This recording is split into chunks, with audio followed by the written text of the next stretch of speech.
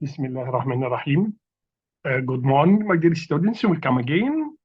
Uh, Today we shall discuss or complete our discussion regarding the factors of the criminal behavior. Factors of the criminal behavior. In previous lectures, we began our discussions in such regard. We discussed the influence of personality characteristics or the relationship between personality characteristics and criminal behavior. And later, we discussed the points of view. Repeat again, points of view. It means that it's not facts. There is no facts in such regards. It's just points of view. Regarding to the factors of the criminal behavior. Okay. So in last lecture, we discussed the relationship according to some scholars' point of view between intelligence and delinquency, intelligence and criminal behavior. And also we discussed the relationship between age and criminal behavior. Today, we shall complete our discussion in such regard. We shall discuss the relationship between criminal body type or body type and criminal behavior, okay, as discussed by positive philosophers, positive scholars, particularly Cesare Lombroso. So today we shall complete our discussion in such regard. We shall discuss the relationship between bodily characteristics and criminal behavior, as discussed or mentioned in positive scholars, particularly Cesare Lombroso. And also we shall discuss the relationship between psychosis and brain injuries and criminal behavior.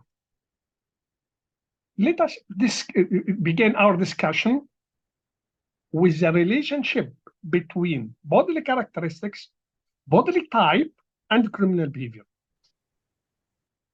A further category of biological variant of the predestined actor model has its foundation directly in Lombrosian tradition of concentration on body type. So, as I said from minutes ago, such type of factors or interpretation to find factors, to find the relationship between such factor, bodily type, and criminal behavior found its reference, its origin in Lombrosian or Lombroso points of view and or practical researches. In such regard, Kretschmer identified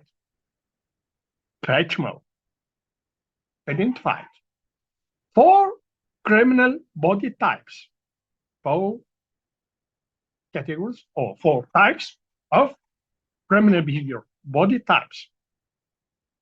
The first type, Athens. The first type, Astenic. The second type, Astelic. The third type, Pionic. And the fourth type, Mexi type. So Kretschmer identified or classified body types, criminal body types, into four categories: asthenics, athletic, athletic, bionic, and mixed type. Asthenic type are lean and narrowly built. Again, asthenic type are, according to Kretschmer point of view or Kretschmer classification, asthenic are lean and narrowly built, flat-chested, and skinny with their reps easily counted. Regarding to second type, stellic, according to Kretschmer, stellic type have broad or athletes have broad shoulders, deep chests, flat stomachs, and powerful legs. While picnic are of medium build with an inclination to be rotund, with rounded shoulder, broad faces, and short, stoppy hands. While mixed type are those which are unclassifiable. So, Kretschmer tried will add Lombroso tried to define a certain types of criminals, criminal body type. So as he will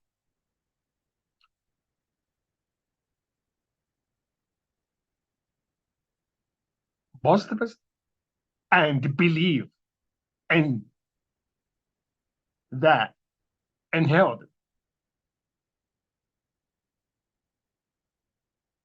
factors,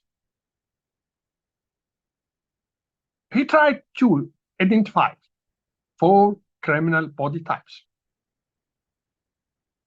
sthenics, athletics, bionics, and mixed type. And I said from months ago, asthenics are lean and narrowly built, flat-chested, and skinny with their ribs easily counted. While athletes have broad shoulders, deep chests, flat stomachs, and powerful legs. While bionics are medium build with inclination to be rotund with rounded shoulders, broad faces, and short, stubby hands. And the fourth type, he could not clearly classify it. So he called such type mixed types and defined such type as those which are unclassifiable. Kretschmer argued that asthenic and either asthenic or athletic pills are associated with schizophrenic. Again, Kretschmer argued that either first type Stanic, or second type, athletic bells are associated with schizophrenic personality. Schizophrenic. Why? Picnics are manic depressive. Okay. Houghton, another scholar, whom were interested in defining the relationship between body type and criminal behavior. Houghton also conducted a detailed analysis of measurements of more originally inferior to other people that low foreheads indicate inferiority, and that a depressed medical and social environment determines Negro is a Negro or Negro delinquency to a much greater extent than it does in the case of whites. So he tried to make a relationship between Negro, either Negro or Negrite, and delinquency. It's, for me, it's a type of racism. Houghton was not surprisingly widely condemned for the racist overtones of his work and his failure to recognize that the prisoners he studied represented only those who had been caught or convicted or imprisoned, no more. Moreover, his control group appeared to be representative of no known population of humanity.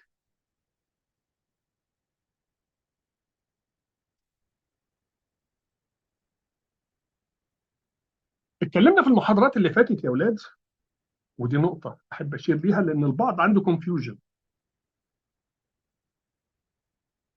فيما يتعلق بالنقطة دي. بيتكلم في الشابتر ده على العلاقة بين، أو بيتكلم في الشابتر ده على عوامل السلوك الإجرامي. وتاني، عوامل السلوك الإجرامي زي ما كنت بجاوب عليكم كان في الكروم من امبارح، دي مش حقائق، ولكن دي وجهات نظر، وهناك فرق بين الحقائق ووجهات الايه؟ النظر. البعض حاول من خلال practical researches، من خلال statistics، من خلال empirical research، يلاقي العلاقة بين عوامل معينة والسلوك الإجرامي. اتكلمنا في المحاضرة اللي فاتت عن العلاقة بين الخصائص البودي كاركترستكس، البيرسوناليتي كاركترستكس، خصائص الشخصية والجريمة، العلاقة بين الذكاء والجريمة والاي كيو والجريمة ومعدلات الاي كيو زي ما تناولناها، والريت بتاع الاي كيو والجريمة. الاي كيو لا طبعا ده بيستخدم في السايكولوجي عشان قياس معدلات الذكاء. واتكلمنا كمان في المحاضرة اللي فاتت عن العلاقة بين الايج، بين السن والجريمة. النهارده هنتكلم على نقطتين مهمين جدا. اول حاجه العلاقه بين الخصائص الجسديه، ولما نقول الخصائص الجسديه على طول بنعمل فلاش باك على البوستيريوري اللي حاولت تلاقي هناك علاقه، او انصارها حاولوا يلاقوا هناك علاقه بين الخصائص الجسديه والجريمه، واللي كان له البايونير في النقطه دي بالذات هو شيزري لومبروسو، اللي حاول زي ما قلنا فلاش باك بقى للشابتر 2 للتورز، يلاقي علاقه بين خصائص جسديه معينه والسلوك الاجرامي اللي انتهى منها اللي تقسيم الجناه بشكل يعني اظهر لنا ان من وجهة نظره ان الجريمة سلوك حتمي، لانه الكلاسيفيكيشن اول كاتيجوري قال لك بورن كريمنال، يعني الانسان اللي عنده خصائص جسديه اللي قلناها ال 17، م? الايد الطويله، الاذن، السيس، لا، اوكي، ده بورن كريمنال. يعني ايه؟ ده ما فيش فايده في اصلاح ولا تاهيل ولا ردع ولا. عشان كده على الرغم من ان البيلز of societal treatment towards criminal behavior كان correction rehabilitation، لكن هنلاقي عند البوستيف او بوستيف سكولز ده ماشي سايد باي سايد ويز انكابستيشن، ان انا استبعد الناس دي من المجتمع عشان احمي المجتمع منهم حتى لو يمسكوا الجريمه. على نفس السياق مشي بعض السكولرز حاولوا يوجدوا علاقه بين الخصائص الجسديه والجريمه. كريتشمر قسم الخصائص الجسديه الاجراميه لاربع فئات. الفئه الاولى اللي هم الثالكس، الاثانت، الاثانتك مش الاثالكس، الاثانتك، اللي هم عندهم وهن شديد جدا، بنيتهم ضعيفه، تلاقي صدرهم مسطح نحيف، تلاقي كده رجلهم رفيعه، عندهم نحافه غير عاديه، ضلوعهم باينه. التايب الثاني اللي هم الاثالتكس، اللي العكس من ده بقى، لا، عندهم التراي والباي وعضلات التراي والباي والشيست والشولدرز، اوكي، رجليهم طبعا العضلات الاماميه والخلفيه لا، بودي بيلدينج.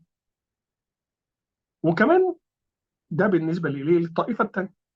الطائفه الثالثه البيكنيكس، اللي هم عندهم بناء متوسط،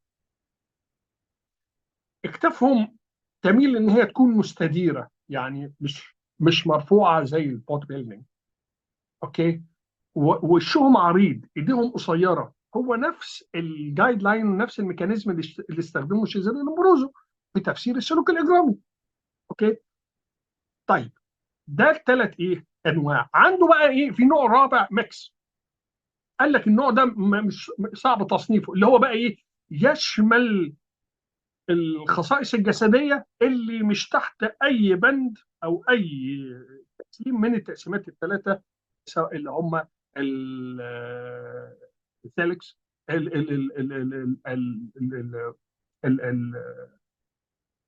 الثانك والثالثك والبايكنج، اوكي. طيب كريتشمر عمل ايه؟ كريتشمر قال لك الناس اللي عندهم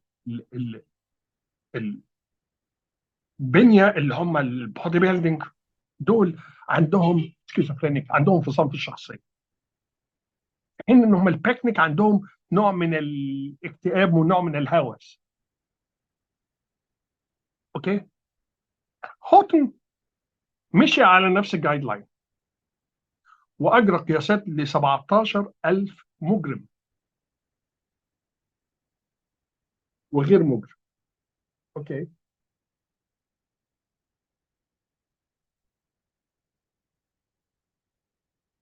انتهى من دراساته دي ان هناك خصائص جسديه معينه للمجرمين، اللي من بينها ان الجبهه بتبقى منخفضه شويه. أم، كمان حاول يقول ان الزنوج او ان هم السود عندهم ميل اكبر للسلوك الاجرامي، وده شكل من اشكال التفرقه العنصريه. اوكي. فحاول ينسب الجريمه ليه، او يقول ان السود عندهم ميل للاجرام، او هم مجرمين بطبعهم. هو نفس اللي عمله بعض السكولرز اللي يعني، واللي من بينهم سيزر وبروزر، اللي قال لك ان في طائفه معينه دول مجرمين، البورن كريمنالز. اوكي. طيب، تشيلدون جلوك in 1949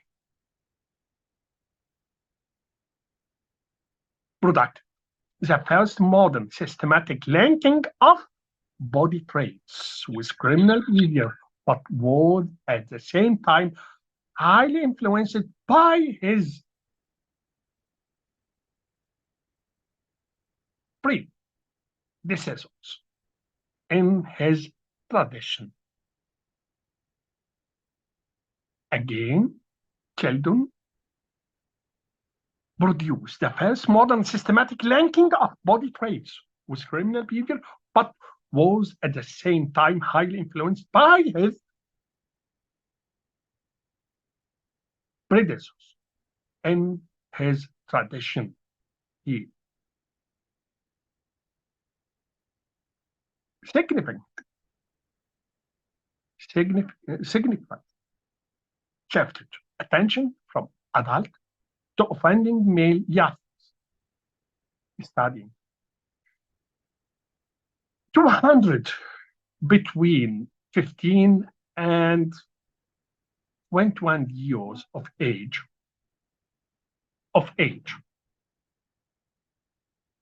in an attempt to define or to determine a link physique to temperament, intelligence, and offending behavior, classifying the physiques of the boys by measuring the degree to which they possessed a combination of three different body components. The first one, endomorphs; second one, mesomorphs; third one, ectomorphs. According to Sheldon Gluck, endomorphs tends to be soft and fat people, while mesomorphs were of muscular and athletic build, while ectomorphs had skinny, flat, uh, fragile physics. Sheldon concluded from such classification from his stats that most offenders tended towards mesomorph, and because they came from parents who were offenders, such factors or the factors that produce criminal behavior are inherited.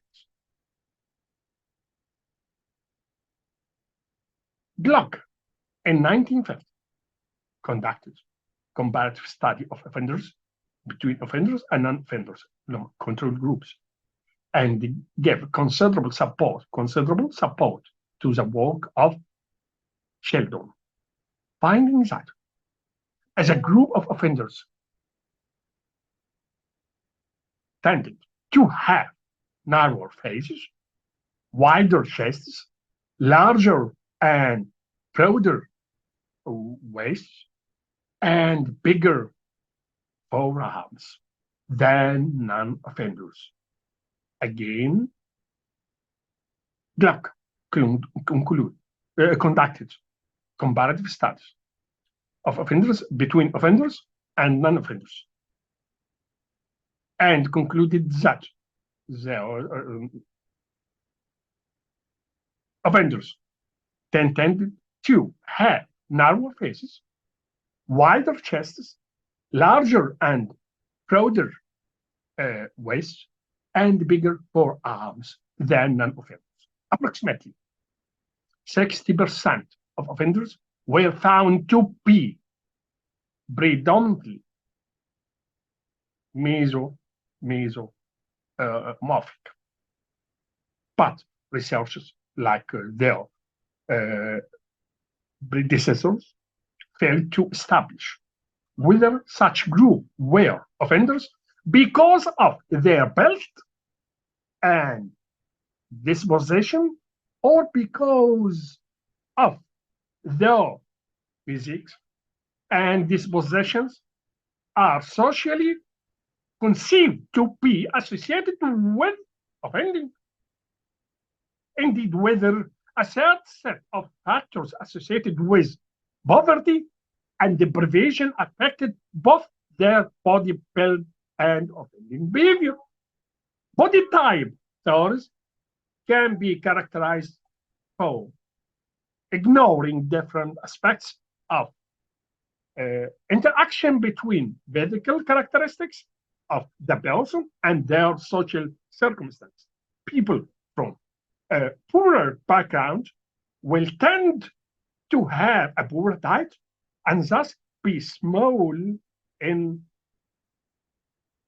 stature, while young people in manual occupation are likely to acquire athletic power. Athletic power.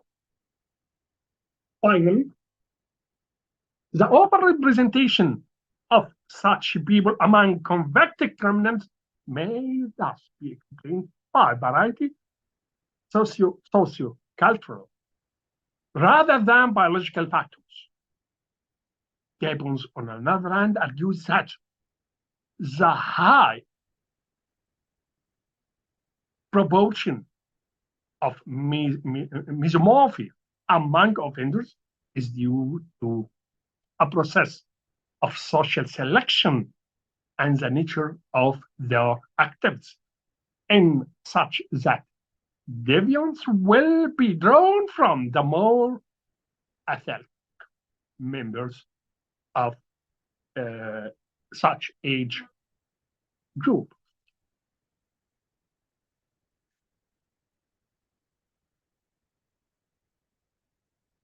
Coates and Ge in 1972, in contrast, on another hand, propose that such arguments false arguments that or propose that such arguments in fact false accuse biological explanation of criminal behavior of being more determined than they actually are. They propose that physical factors are essential to social selection process.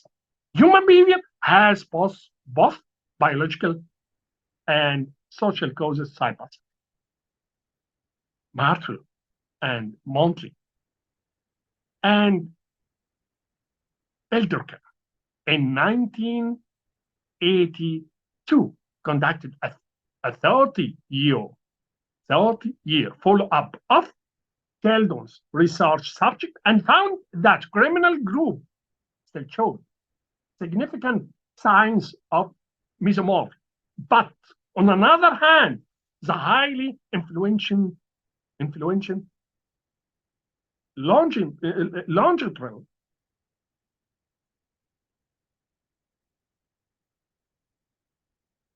Cambridge study in delinquent development found that there is no evidence that offenders were in any way basically different from non-offenders. There thus remains much ambiguity in finding from body type research, although researchers continue to pursue such approach with Rain in 2000,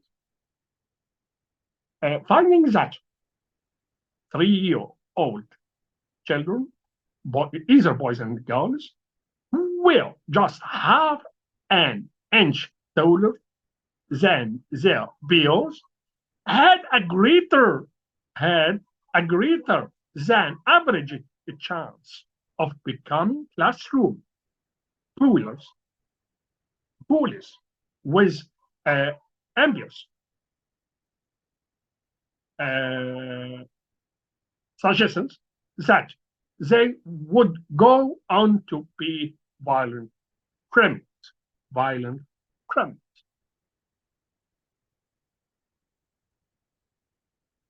بالإضافة لهوتن،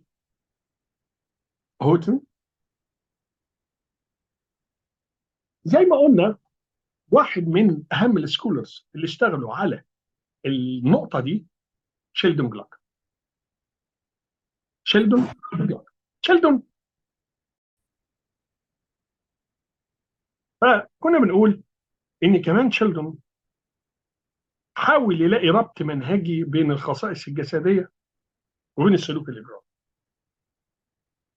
فعمل دراسة على 200 شخص من المجرمين وغير المجرمين، أعمارهم تتراوح بين 15 إلى 21 سنة، اللي احنا بنطلق عليهم اكسبريشن جوفنايل، اللي هم الأحداث، عشان يحاول يلاقي علاقة بين الخصائص الجسدية، اللياقة البدنية، الحالة المزاجية، الذكاء، والسلوك الإجرامي. وقسمهم إلى 3 أقسام. القسم الأول اللي عندهم الأشكال الداخلية فيهم، يعني اللي هي الأعضاء الداخلية، العضلات كده بتبقى ضعيفة. يعني الناس اللي هي أقرب ما تكون بتكوين الجسدي للفيميل، كل شيء فيها ضعيف، البنية ضعيفة، البنية طرية. والشكل الثاني اللي هم متوسطين الحجم، لا هم بودي بيلدينج ولا هم ماسلز ولا لا، ولا هم يعني ضعاف زي الفئة الأولانية. الشكل الثالث اللي هم بنيتهم نحيفة أو مسطحة أو هشة. انتهى من دراسته دي إن معظم المجرمين عندهم تشوهات جسدية. ليه؟ لأن الشباب اللي هم درسهم من وجهة نظره بينتموا لآباء، جايين من آباء عندهم نفس الخصائص الوراثية. يبقى سواء جيبونز، سواء تشيلدون، سواء جلوك، كلهم كانوا بيحاولوا بينتموا للفكر البوزيتيف. اوكي. جلوك عمل دراسة مقارنة بين المجرمين وغير المجرمين، وانتهى ان المجرمين عندهم خصائص جسديه معينه بيأكد بيها نظريه البروز. قال لك ان وشهم بيبقى صغير، صدورهم عريضه، الخصر كبير، اوسع، الايدين كبيره عن غير الجناه. وانتهى من دراسته ان ما يقرب من 60% من الجناه او المنحرفين كانوا متوسطي الشكل. عكس مين؟ عكس ما انتهى اليه ريتشارد. قال لك لا هم كده، لا هم بودي بيلدينج، هم ماسلز، ولا هم برضو ضعاف. اوكي. 60% وفقا لما انتهت اليه الاحصاءات اللي هو عملها. وتاني بقول دي اراء، كان من المتوسط.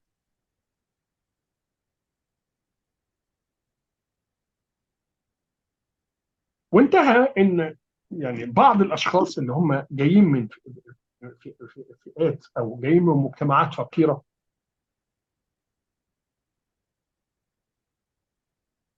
نظرا لانهم ما بياكلوش كويس ونظامهم الغذائي مش كامل، دايما بنلاقيهم قصيرين. دايما بنلاقيهم قصيرين.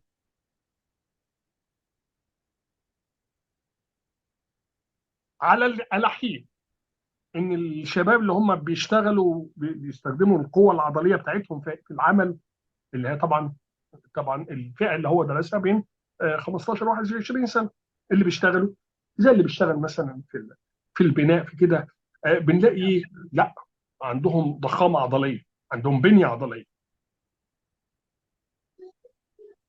اوكي. كيوبنز برضه سنه 70 عمل دراسه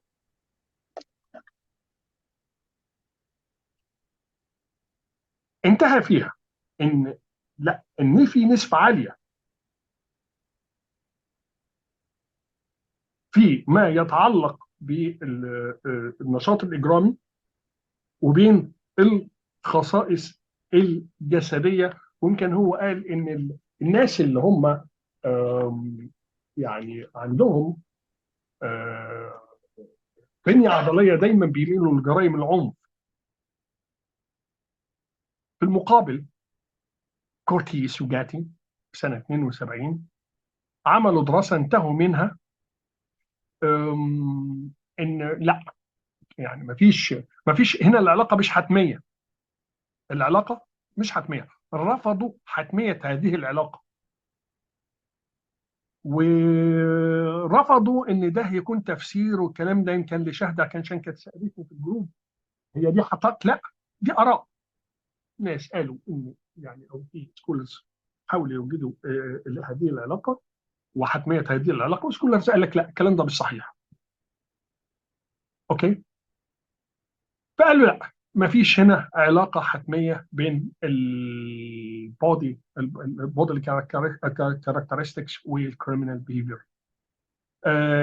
هيرتل ومونلي والدركن قعدوا 30 سنه يدرسوا تقريبا، يدرسوا ابحاث تشيلدون، وانتهوا منها ان المجموعه الاجراميه او يعني السلوك الاجرامي آم، او الناس اللي يعني اللي بيرتكب السلوك الاجرامي عندهم في الغالب خصائص جسديه وعندهم مشاكل جسديه. هذا فيما يتعلق بجدليه تانية يا ولاد. احنا بنتكلم في جدليه العلاقات بين ايه؟ بين البودلي كاركترستكس والكريمنال بيهيفير. والكريمنال بيهيفير هنيجي للنقطه الثانيه في محاضرتنا النهارده، وهي the relationship between psychosis and brain injuries and criminal behavior. Psychosis and brain injuries and criminal behavior.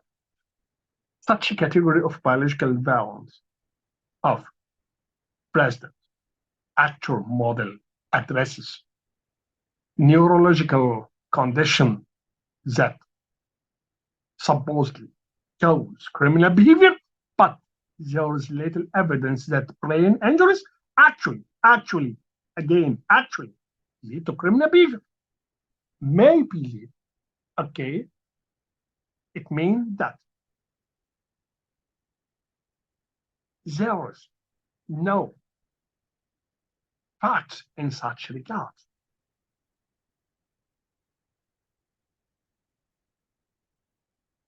There have been cases about it, but these are very rare, and studies suggest that original personality and social background of person are of greater significance. A brain injury might however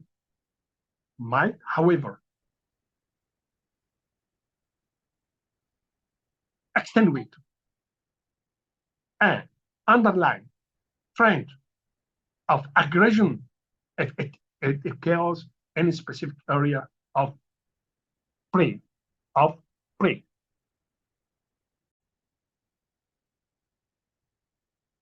طيب، فكنا بنتكلم يا اولاد على a relationship between psychosis and brain injury and criminal behavior، وقلنا ان such category of biological violence of predestined actor model address a neurological condition that supposedly cause criminal behavior, but there is a little evidence that brain injuries actually lead to criminal behavior. وقلنا there have been cases about it, but these are very rare, not common. And studies suggest that original personality and social background of the person are more greater, or are of greater significance. It means that brain injury might, however, extenuate an underlying trend to aggression if it occurs in a specific area of the brain. But there is some evidence of association between criminality and minimal brain dysfunction اللي هي MPD minimal brain dysfunction, which is a condition that can lead to learning disabilities in schools and thus by various groups of offending behavior, although there is a little evidence of neurological modification in such cases. The actual personality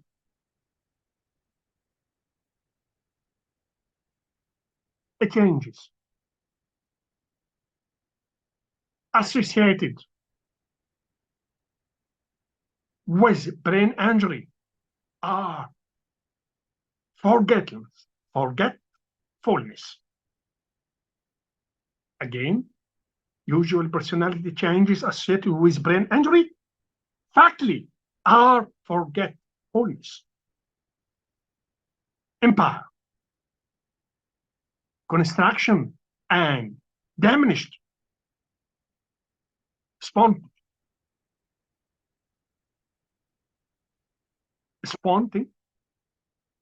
And thought. There are some organic psychoses that are associated with brain lesions or malfunction. Those are firstly embedded encephalitis. Embedded encephalitis is a condition that was widespread among children in 1920s and was often linked to destructiveness, impulsiveness, arousal, and abnormal sexual behavior.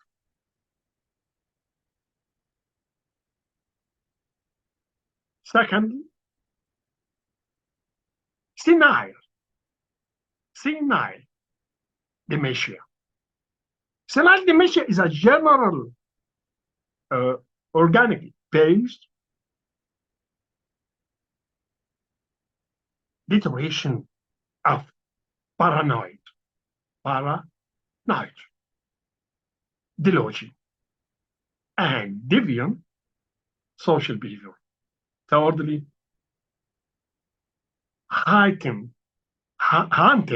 Huntington's chorea.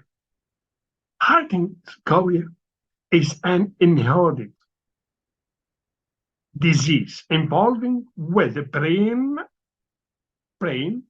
decay, characterized by involuntary and disorganized movement, apathy, and depression that may result in vicious assault, in a fit of uncontrollable temper. Finally, brain tumor, especially in temporal lobe region, can activate the neural system linked to aggressive behavior that can result in, in outputs, outputs, out process, okay, surgical removal tumor. Finally, much attention has been devoted in criminological literature from Lombroso onwards towards epilepsy, particularly temporal lobe epilepsy. And it has been found that some, but by no means all, victims of such illness do sometimes make violent assaults on people during and occasionally between sessions.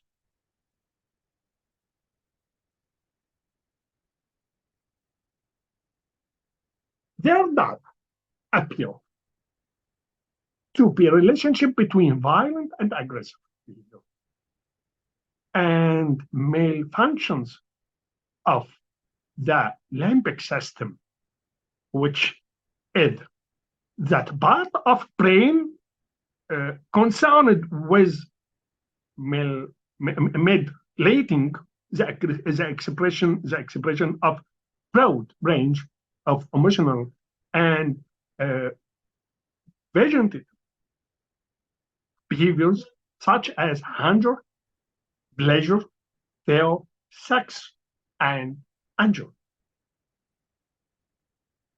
Various studies have shown that it is possible by electrical stimulation of brain to induce aggressive behavior in otherwise placid subjects and removing or burning out that part of the brain that appears to be responsible for aggression can also control it. It's also possible to electrically stimulate other part of the brain to produce dissolve. In the study of unprovoked abnormal killers, which conducted by Stafford Clark and Taylor in 1949, such study concluded that 70%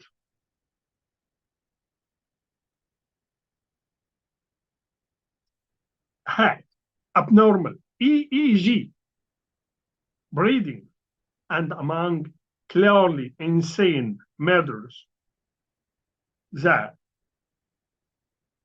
incidence was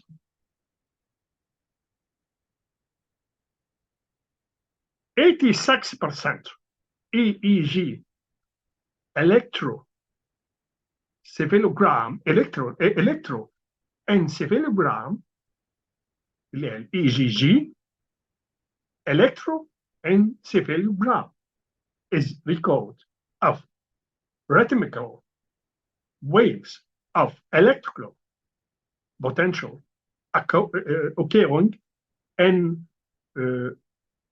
vertebrate brain, mainly in the central cortex. Other results have also shown that EEG, electroencephalogram, abnormals are highest among aggressive psychopath criminals and lowest among emotionally stable groups. EEG abnormality is often associated with chromosomal abnormality. Thus, the majority of people who have an extra Y or X chromosome also have EEG abnormalities. Epileptics also have EEG abnormalities, and so very frequently do this with psychiatric condition known as psychopathy.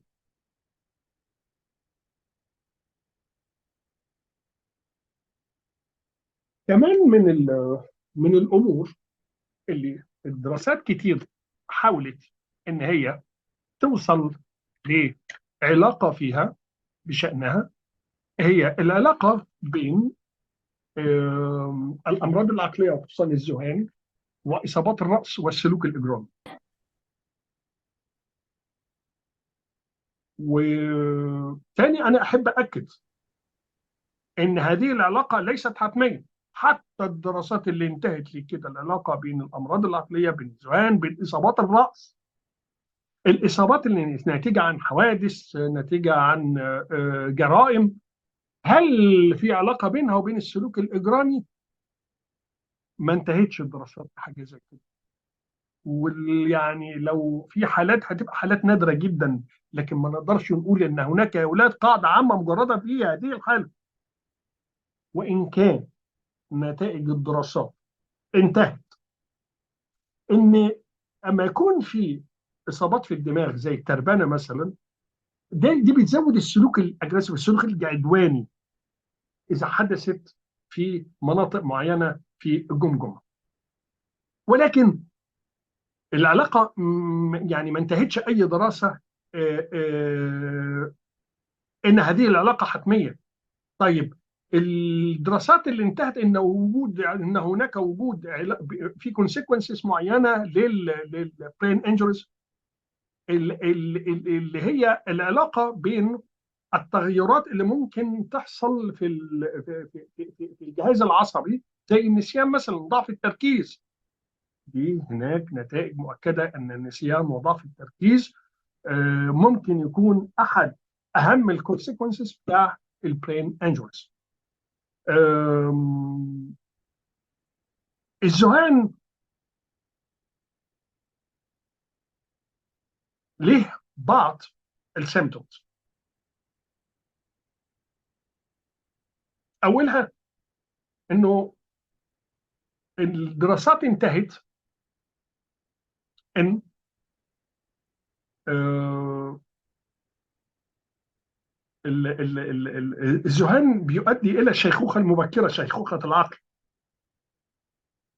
فبنلاقي الناس بقى اللي عندها حالات النسيان، زهايمر، بتبدا تنتشر في عند بصوره اكبر عند الافراد دول. كذلك بنلاقي البرين نفسه بيبدا يحصل فيه تغيرات الشيخوخه المبكره، نتيجه ارتباط النوعيه دي من الامراض بضعف الامداد الدموي للمخ. كمان في دراسات انتهت ان التيومرز، الاورام اللي بتظهر في المخ، سواء كانت مالجننت او مش يعني كانت سرطانيه او غير سرطانيه، بتنتشر عند الافراد اللي عندهم الذهان. لكن ما فيش علاقه حتميه انتهت لها الدراسات فيما يتعلق بالعلاقه بين اصابات الدماغ او الذهان و يعني طبعا اصابات الدماغ غير الذهان والسلوك الاجرامي. آم،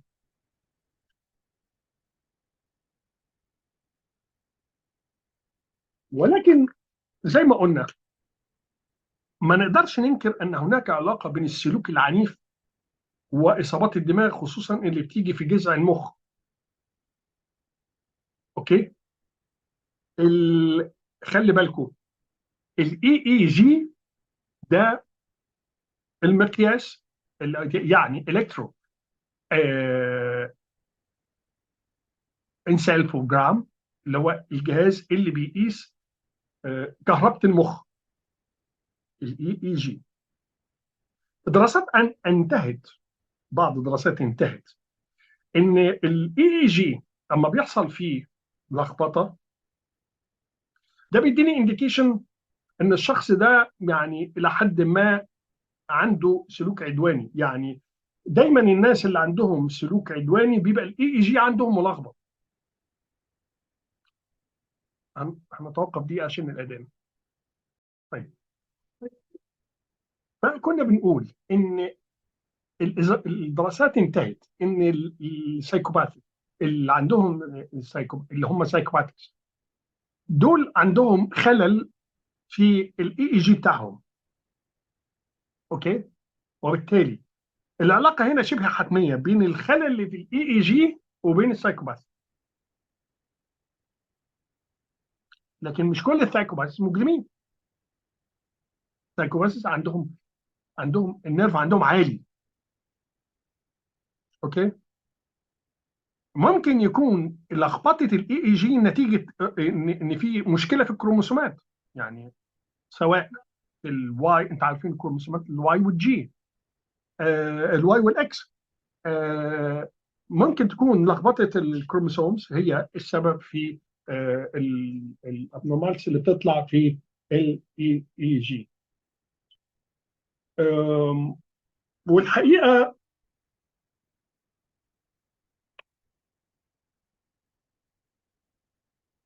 in fact there is a possible.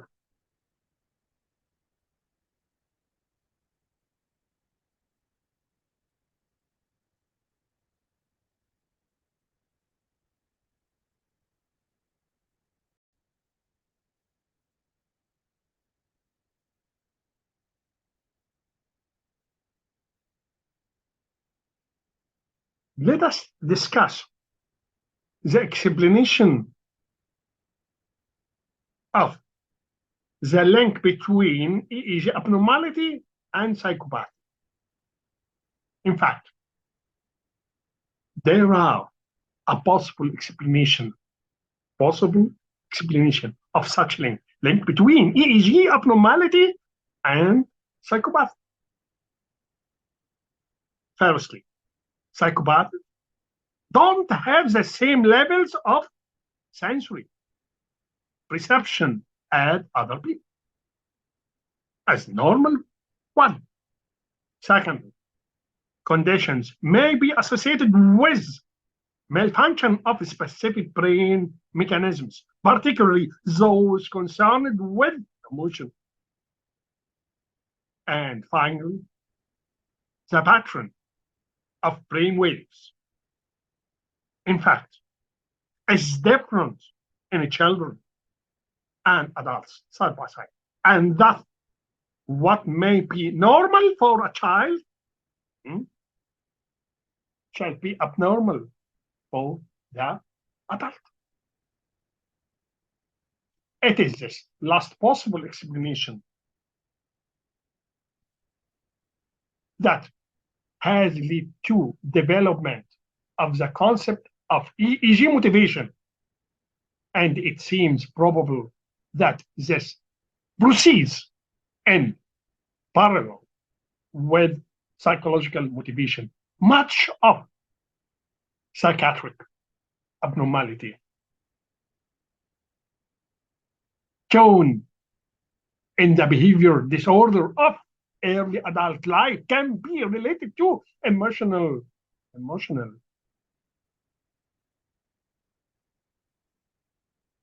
immaturity. And this tends to significantly disappear of an individual passes into his or her 30 or 40. It is among persons of such type that EEG abnormality is most commonly found.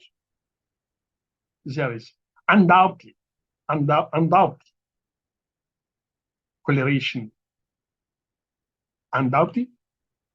correlation between psychopathy and abnormal EEG, but on the one hand, there are criminals diagnosed as psychopathic, but with normal EEG patterns, while at the same time there are many non-criminal people with bizarre EEG patterns on another hand. Moreover,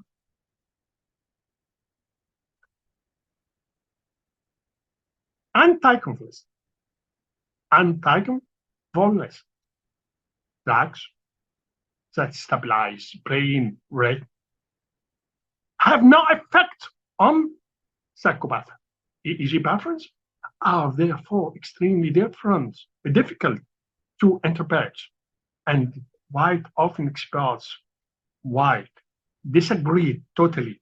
It has thus not been possible to produce the foundation of general explanation of crime and criminal behavior from stats of the brain and the central nervous system, CNS. On another hand, Hans Ethernic had, however, attempted to develop general theory based on automatic nervous system ANS, but his work is overwhelmingly psychological. Some childhood behavior disorders are thought to be caused by brain dysfunction resulting from complications in pregnancy, birth, or childhood.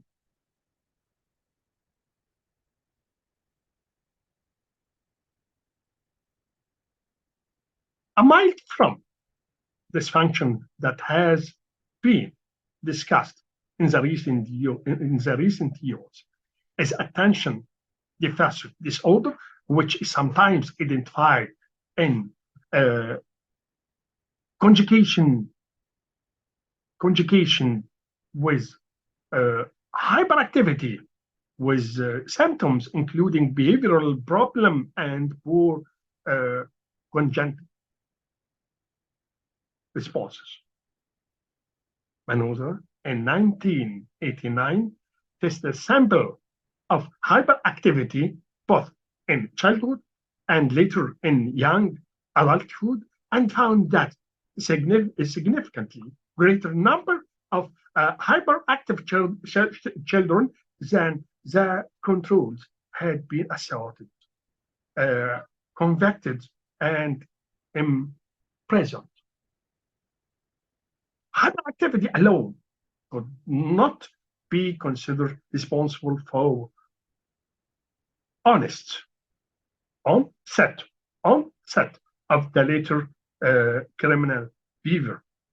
Cambridge study of in Lincoln development tested cohort of young males at regular intervals from the age of 8, and data was collected on attention deficit, hyperactivity, some background, and delinquency. Okay, for example, Fredgton and Leper and Van Kamen, and found that both attention deficit and behavioral problems were associated with high rate of offending. In fact, the problem from the former could be linked to low IQ, an early record of offending, being a member of large family and having crime parents. Behavioral problems were thus linked to deficient parenting.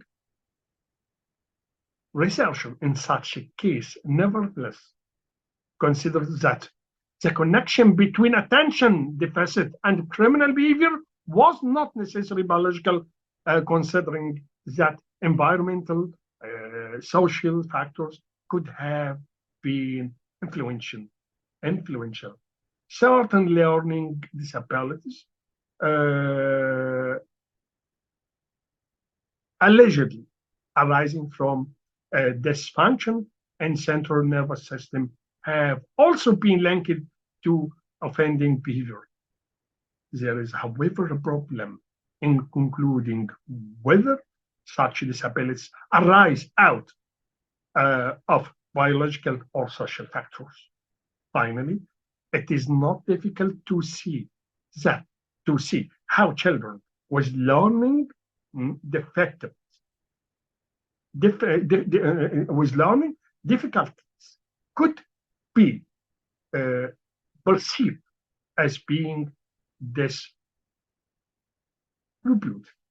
or lazy at school, or such inappropriate behavior may also sell to alienate potential friends with the outcome that the young person can come to feel rejected, uh, alienated, and isolated.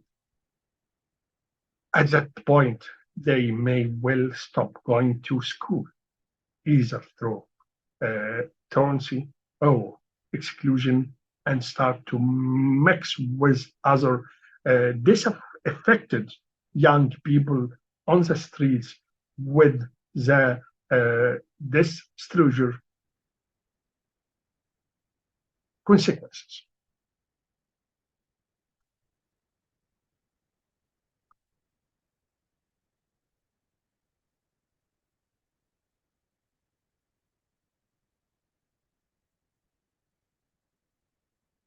قلنا ان البعض حاول في هذا المجال يلاقي العلاقه بين التغيرات العقليه، الناس اللي عندهم امراض عقليه وخصوصا الذهان او الاصابات العقليه، وبين السلوك الاجرامي، والبعض حاول يلاقي الاجابه هنا فيزيكال، فقال او انتهوا، او البعض كان بيرى ان الخلل في كهربة المخ، واللي بنقيسه من خلال جهاز الاي سي جي الاي جي، اوكي، هو اللي بيديني انديكيشن، او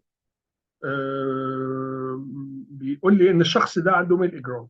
وقلنا الكلام ده مش صحيح على اطلاقه، رغم ان عندهم لخبطه في الاي اي جي في كهربة المخ، ممكن يكون عندهم بعض التصرفات اللي هي تعتبر ابنورمال، زي ان هم يكونوا مثلا نيرفس، عندهم بيميلوا الى الفايلنت، العنف، لكن ده مش بشكل حتمي. طب ازاي نفسر العلاقه بين الشذوذ اللي بيبقى في الاي اي جي او الخلل اللي بيبقى في الاي اي جي والنواحي النفسيه؟ اولها ان الاي اي جي، احنا قلنا السايكوباث، الناس اللي عندهم يعني الناس سايكوباتيين دول عندهم خلل في الاي اي جي في الغالب، وده بيلاقي تفسيره ان احنا بنقول ان الناس دي اساسا ما عندهاش نفس الادراك الحسي، السايكوبات ما عندهمش نفس الادراك الحسي للاشخاص الطبيعيين. كمان عندهم السايكوبات دول عندهم العاطفه مش كامله. آه، وبالتالي هي انفعالاتهم دايما بتبقى غير مبرره، سواء الحب او العاطفه او الكراهيه او العنف، غير مبرره، وبتبقى ناتجه عن الخلل اللي في الدماغ. وبالتالي هناك علاقه فعلا حتميه بين الخلل النفسي، يعني الناس اللي عندها مشاكل نفسيه، وبين الاي اي جي. عشان كده اي واحد بيبقى عنده مشكله نفسيه او عقليه هيروح لسايكاتري، هيروح لحد متخصص في النيورو، اول حاجه بيقولها له روح اعمل لي اي اي جي، روح اعمل لي اي اي جي عشان اشوف كهربة المخ شكلها ايه. كهربة المخ هنا مش السبب، لا، كهربة المخ هنا في مشكله، بتديني احساس ان في مشكله، احساس ان في مشكله.